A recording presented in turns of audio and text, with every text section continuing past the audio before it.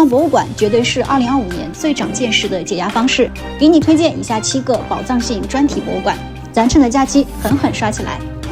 第一个，洛阳古墓博物馆。如果你喜欢看《盗墓笔记》《鬼吹灯》，如果你对中国古代墓葬文化感兴趣，洛阳古墓博物馆这个地方一定要去一次。生于苏杭，葬于北邙。自古以来，洛阳邙山一带就是人们心中最理想的埋骨之地，无数帝王诸侯长眠于此。洛阳古墓博物馆就在河南洛阳邙山脚下，这是一座以墓葬为主题的博物馆，也是世界上第一座古墓类的专题博物馆。洛阳古墓博物馆呢，就从邙山上选了25座从东汉到宋金时期的代表性墓葬，直接搬了过来。在这里我们还可以现场下墓。第二个，北齐壁画博物馆在山西太原。1400多年前的北齐虽然只存在了27年，却在那段民族大融合时期为世人留下了大量的文化遗产，尤其是在艺术上。不同于洛阳古墓博物馆把邙山上的墓葬原样搬迁，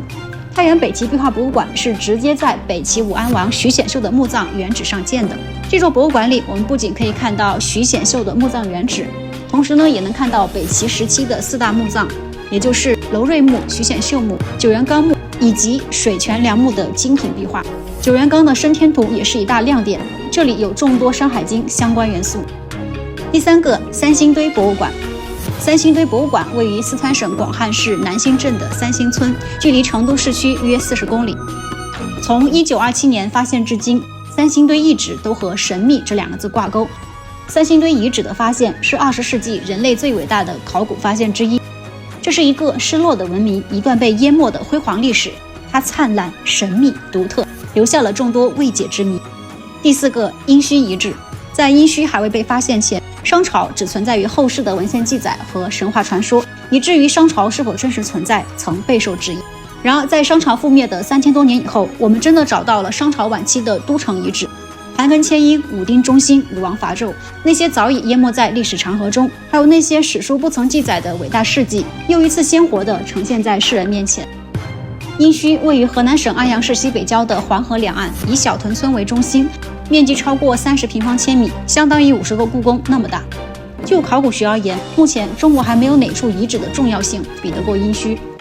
第五个，中国考古博物馆。中国考古博物馆呢，是我国第一家以考古命名的国家级专业博物馆，位于北京奥林匹克公园的核心区。全国各地考古遗址里出土的珍贵文物，大多都会送到这儿来。所以呢，如果你对考古感兴趣，这个地方必去。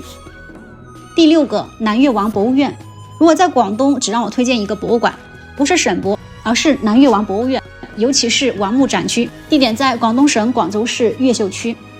南越国是2000多年前中国岭南地区的一个政权，从开国君主赵佗到亡国君主赵建德，一共经历了5任国君，享国93年，创造了辉煌的岭南文明。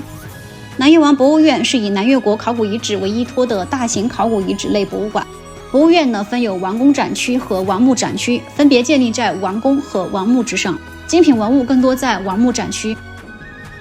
第7个，中国历代绘画大系典藏馆。这个馆在浙江杭州，它源于盛世修典的理念，这是一项规模浩大、纵贯历史、横贯中外的重大文化工程。这项工程呢，从2005年开始，一共收录了国内外263家文博机构的中国绘画藏品12405件，拍摄了高精度的底片23000多张，涵盖了绝大部分传世的国宝级绘画珍品。